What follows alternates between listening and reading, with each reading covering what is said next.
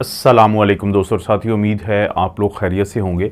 अगर आपको भी सीने में जलन होती है, हैवीनेस होती है, बर्निंग होती है और आपको खट्टे डकार आते हैं और आपको यहाँ पे ऐसे लगता है जैसे ऊपर कोई गैस जा रही है और वो चीज़ आपको आपके इस हिस्से में बर्निंग या जलन पैदा करती है, तो हम आप लोगों को कहते हैं कि आप दही का इस्तेमाल करें। कर्ड का जो होता है उसको शामिल करें अपने खाने में। इसी तरह हम आपको कहते हैं कि आप जो सेब होता है, एप्पल होता है, उसको अपने खाने में शामिल करें। अमरूद को अपने खाने में शामिल करें। और इसी तरह से पपाया एक फ्रूट होता है, हम पपाया को कहते हैं कि आप उसको शामिल करें, क्योंकि ये वो चीज़ें हैं जो कि आपको इस मसले में फ़ायदा देती हैं। इसी तरह से एलोवेरा जेल का भी इस्तेमाल कर सकते हैं, और भी मुख्तलिफ़ हालतों में आपको एलोवेरा मिलती है तो आप उसको इस्तेमाल कर लें। और इसी तरह से ट्रिफला, वैसे तो तरफला जो है वो आपको पाउडर भी मिल जाता है, उसका इस्तेमाल करेंगे या टैबलेट इस्तेमाल करेंगे। तो ये वो तमाम चीज़ें हैं जिसको हम खाने में एडवाइस देते हैं। ये क्या मसला है? ये रिफ्लक्स का मसला है। अब बहुत सारे लोगों का प्रॉब्लम है ये। अक्सर लोग ये बात करते हैं कि हमें मैदे से ऐसे लगता है कि ऊपर कोई गैस आ रही है। लोगों के जहन में तो गैस होती है, लेकिन ये हम जो है एज ए डॉक्टर समझते हैं कि ये आपके मैदे की तेज़ाबियत होती है। अक्सर आपने सुना होगा कोई चीज़ तेज़ाबी होती है या वो कम तेज़ाबी होती है, तो एक पीएच एक चीज़ है, उसे कहते हैं potential of hydrogen. Hydrogen ion जो है, यानी कि तेज़ाब जो है, वो हमारे मैदे के कुछ सेल होते हैं, वो वहाँ से आता है। और उसका मकसद क्या होता है कि तेज़ाबी चीज़ के अंदर खाना जो है वो टूट फूट का या हाजमे का जो आगाज़ होता है वो बेहतर अंदाज से हो पाता है। तो इसका बुनियादी मकसद ये है। लेकिन हमारा जो मैदा है उसको इस तेज़ाब के बुरे असर से बचाने के लिए एक झिल्ली होती है, वो जो बचा के रखती है। लेकिन जो हमारी खुराक की नाली है उसके अंदर ये झिल्ली नहीं है। वो लोग जिनके अंदर किसी भी वजह से मैदे और जो खुराक की नाली है उसके दरमियान का दरवाज़ा वो कमज़ोर पड़ जाता है, क्योंकि तेज़ाब को वो रोके रखता है नीचे की तरफ और खाने को जाने देता है। लेकिन जब काम ये हो जाए कि खाना तो चला जाए नीचे, लेकिन जब किसी भी वजह से, जो आगे मैं कुछ बातें बताता हूँ, तो तेज़ाब ऊपर की तरफ आना शुरू हो जाए, तो इस तेज़ाब के बुरे असर, यानी इसका जो पीएच है, पोटेंशियल ऑफ हाइड्रोजन आयन, वो 2 से 3 के दरमियान है, 1.5 है या 2 है, जो कि बहुत तेज़ाबी है। और हमारे जिस्म का जो पूरा पीएच है खून का वो 7 है, यानी इसे न्यूट्रल पीएच कहते हैं। तो यहाँ से आपको अंदाज़ा होगा कि 7 से कितना कम है। तो जैसे ही ये खुराक की नाली में आता है, फिर हमें सीने में जलन होती है, हमें खट्टे डकार आते हैं, हमें गले के अंदर जलन होती है, हमें सीने पे दबाव महसूस होता है। तो ये कुछ चीज़ें हैं कि जो फिर हमें, जो रिफ्लक्स का मसला है, ये तेज़ाबियत के ऊपर आने का मसला है, जिसको बाज़ लोग ये भी कहते हैं कि उनको गैस ऊपर आती है और उनके सर को भी चढ़ती है, लेकिन ज़ाहिर है ये आम लोगों के बयान करने का एक तरीका होता है। इसकी क्या वजह होती है? अक्सर वो लोग जो बहुत ज़्यादा सिगरेट पीते हों, तो उनके अंदर ये चीज़ ज़्यादा देखी गई है। इसी तरह से वो लोग जो जिनका जॉब की नेचर ऐसी होती है, या वो बार बार झुकते हैं चीज़ों को उठाने के लिए या कोई काम करने के लिए, बेंडिंग जो होती है, टू मच बेंडिंग, ये भी एक रिस्क फैक्टर है इस मसले का होने का। बहुत सारे लोगों की एक आदत होती है कि वो दिन में 2 या 3 दफ़ा खाना खाएंगे, लेकिन जब खाएंगे तो बहुत हैवी खाएंगे। जब वो हैवी खाना खाते हैं तो उनके मैदे के ऊपर बहुत दबाव पड़ता है। एक तो तेज़ाब ज़्यादा आएगा, दूसरा मैदे के ऊपर दबाव पड़ेगा, तो ये जो खाना ज़्यादा देर तक ज़्यादा रहेगा मैदे में, ये ऊपर की तरफ प्रेशर जो फेंकता है, तो उससे वो जो दरवाज़ा है वो कमज़ोर पड़ जाता है। और इसी तरह से कुछ लोगों की ये आदत बन जाती है कि वो बहुत ज़्यादा स्पाइसी खाने खाते हैं, मिर्च मसाले वाले खाते हैं, तो इससे भी मसला बनता है।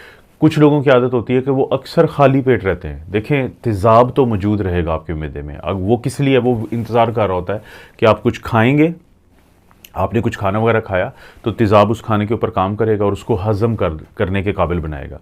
लेकिन जब आप खाली पेट रखेंगे अपने आप को, कुछ नहीं खाएंगे, तो वो तेज़ाब क्या करेगा? वो आहिस्ता आहिस्ता आपकी जो मैदे की झिल्ली है दीवार के ऊपर जो लगी हुई है, उसको बचाने के लिए उसको अटैक करना शुरू कर देगा। इसलिए हम लोग कहते हैं कि उन लोगों में ज़्यादा ये मसला बनता है जो खाली पेट रहते हैं। या फिर अगर आप खाली पेट जो है वो चाय पीने के आदी है, कॉफ़ी पीने के आती हैं, तो उन लोगों के अंदर भी ये मसला होता है। यानी ये क्या है? ये रिस्क फैक्टर हैं। तो इन रिस्क फैक्टर को आपने पहचानना है, और ख़ास तौर पे जो स्पाइसी, ऑयली, फ्राइड किस्म के खाने होते हैं, तो उनसे आपने बचना है। तो कैसे फिर मैनेज कर सकते हैं? मैंने बताया आपको कि क्या क्या चीज़ें अगर आप शामिल करेंगे तो आपको फ़ायदा होगा। क्योंकि देखें, जो तरफला की मैंने क्यों बात की, वो आपको कब्ज़ से निजात दिलाता है। कहा यह जाता है कि वो लोग जो कब्ज़ का शिकार होते हैं, तो उनमें ज़्यादा चांसेस होते हैं कि उनको जो है ये मसला, जो रिफ्लक्स है या तेज़ाबियत ऊपर आना इनका मसला है, तो ये ज़्यादा तंग करता है। तो इसलिए तरफला की बात की है कि कब्ज़ से बचे रहें। तो और क्या इसकी मैनेजमेंट होती है? देखिए कुछ पॉइंट्स हैं जो आपने जहन में रखने हैं।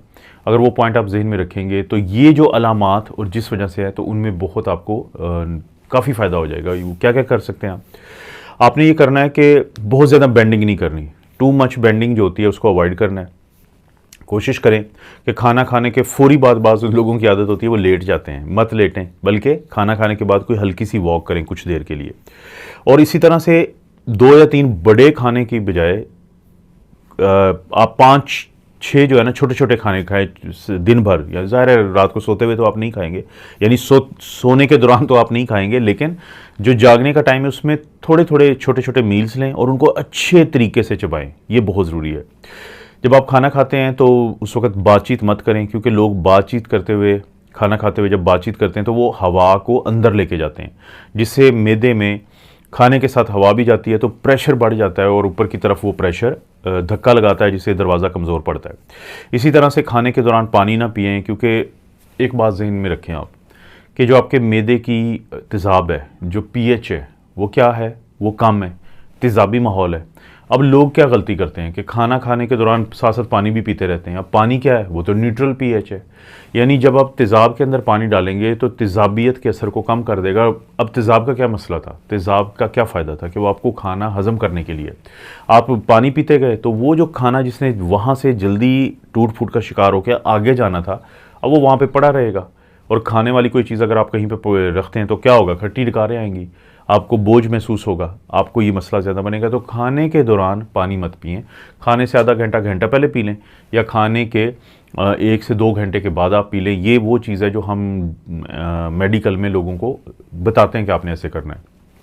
इसी तरह से आपने कोशिश करनी है कि जो स्पाइसी खाने तो मैं जिक्र कर चुका हूँ, और दूसरा बहुत अहम काम आपने ये करना है कि रात को जब आपने सोना है और आपको ये मसाइल हैं जो मैंने बताया है, तो बाकी काम के अलावा आपने जो बिस्तर है यानी बेड है आपका, उसकी जो सर वाली साइड है तकिए रख के नहीं करनी, बल्कि जो हेड साइड है उसके नीचे आप कोई बाज़ लोग ईंट रख देते हैं, यानी आपने उसको ऊंचा कर देना है।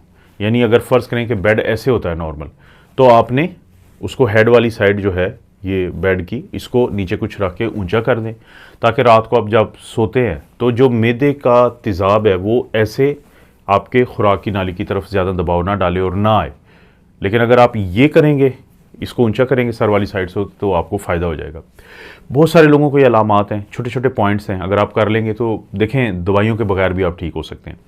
दूसरा ऑप्शन ये है कि जितनी चीज़ें मैंने आपको इस वीडियो में बताई हैं, आप कुछ भी ना करें, डॉक्टर के पास जाएँ, वो आपको देंगे प्रोटॉन पंप इनहिबिटर, जो आपके मैदे की तेज़ाबियत को कम कर देते हैं, और भी इसी तरह के सिरप देंगे। तो उससे क्या होगा कि एक तो मैदे की तेज़ाबियत अगर कम होगी तो खाने का हाजमा डिस्टर्ब हो सकता है, आपके पैसे लगेंगे, और डॉक्टर के साथ मुलाकात तो आपकी हो ही जाएगी। तो आपके पास दोनों ऑप्शन है।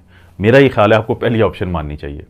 आपको पता है इस चैनल पे इस तरह की वीडियोस मिलती रहती हैं। वीडियो को लाइक करें, चैनल को सब्सक्राइब करें। कोई भी वीडियो अच्छी लगती है तो दोस्तों रिश्तेदारों से नीचे शेयर का ऑप्शन है, उसको क्लिक करें, कॉपी करें लिंक, और किसी भी सोशल मीडिया प्लेटफॉर्म पे ये सोचते हुए शेयर कर दें कि शायद किसी के काम आ जाए वीडियो। आप अपना और अपनी फैमिली का ख्याल रखें। अल्लाह ताला आपको और आपकी फैमिली को हर किस्म की बुराई, बीमारी और आजमाइश से महफूज रखें।